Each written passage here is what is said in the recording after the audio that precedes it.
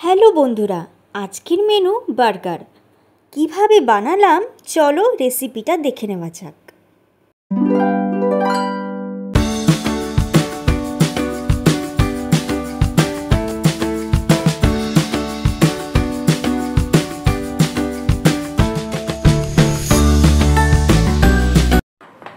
একটা পাত্র নিয়ে প্রথমে একটা সেদ্ধ গাজর আর দুটো সেদ্ধ আলু নিলাম।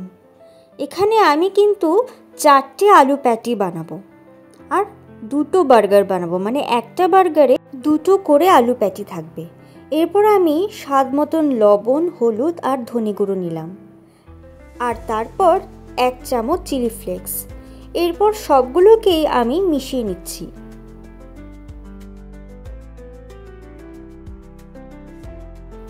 এরপর আলু আর গাজর মাখাকে আমি হাতের সাহায্যে গোল গোল বল করে নিলাম।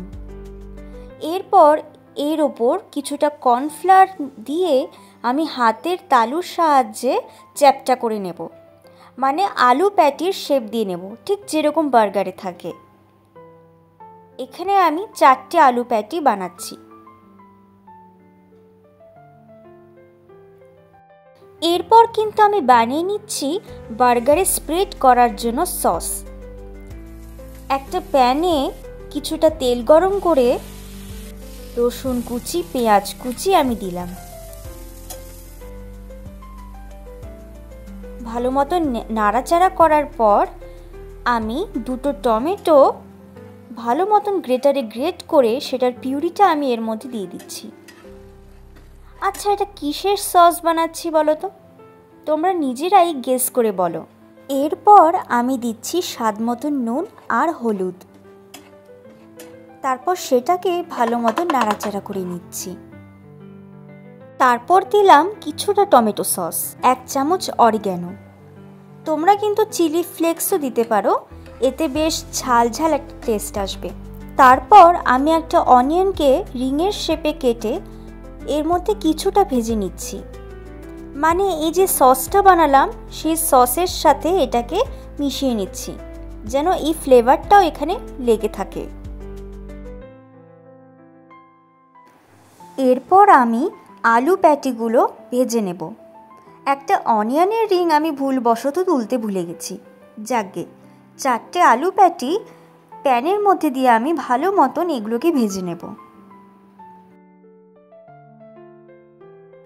আলু প্যাটিগুলো কিন্তু আমাদের ভাজা কমপ্লিট। এরপর বার্গারের পাউরুটিগুলোকে আমরা একটু হালকাভাবে সেঁকে নেব। তাহলে বার্গারের সব উপকরণ রেডি। এরপর একটার পর একটা দিয়ে আমরা বার্গারটাকে বানিয়ে নেব। সেই যে আমি সসটা বানালাম, এটা আমি বানিয়েছি শেজওয়ান সস। এটা কিছুটা স্প্রেড করে তার উপর একটা আলু প্যাটি দিয়ে দুটো অনিয়ন রিং দিলাম, তারপর একটা চিজের স্লাইস, তারপর আবারও একটা আলু প্যাটি।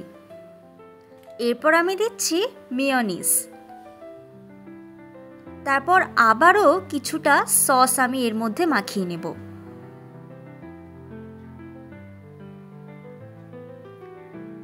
সসটা আমি ভালো মতন স্প্রেড করে বার্গারের ওপরের যে পাউরুটিটা সেটা এর মধ্যে দিয়ে দেব, মানে আমাদের একটা বার্গার রেডি। ঠিক একই প্রসেস আমি আবার রিপিট করব, মানে আমি এখানে দুটো বার্গার বানাচ্ছি। তোমরা কিন্তু বাড়িতে এই রেসিপিটা অবশ্যই ট্রাই করো। একদম দোকানের মতন হয়েছে, সত্যি খেলে কিন্তু বুঝতে পারবে। বাড়িতেই জাস্ট সামান্য কয়েকটা উপকরণ দিয়ে কিন্তু তোমরা বার্গার বানিয়ে নিতে পারো।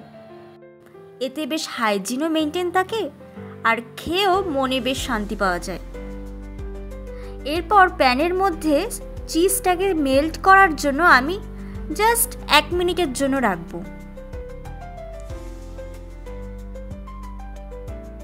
এই দেখো, আমাদের বার্গার কিন্তু একদম রেডি উইথ ডাবল আলু প্যাটি।